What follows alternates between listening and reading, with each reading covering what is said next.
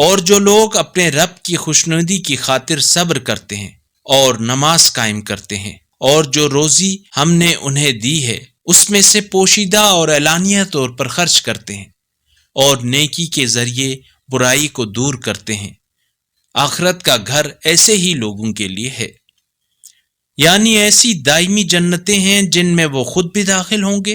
اور ان کے آبا اور ان کی بیویوں اور اولاد میں سے جو نیک ہوں گے وہ بھی، اور فرشتے ہر دروازے سے ان کے پاس آئیں گے اور کہیں گے تم پر سلامتی ہو، یہ تمہارے صبر کا صلہ ہے، پس عاقبت کا گھر کیا ہی عمدہ گھر ہے۔ اور جو لوگ اللہ کے عہد کو مضبوط باندھ لینے کے بعد توڑ دیتے ہیں اور اللہ نے جن رشتوں کو جوڑنے کا حکم دیا ہے انہیں منقطع کر دیتے ہیں اور زمین میں فساد پھیلاتے ہیں، ایسے ہی لوگوں پر لعنت ہے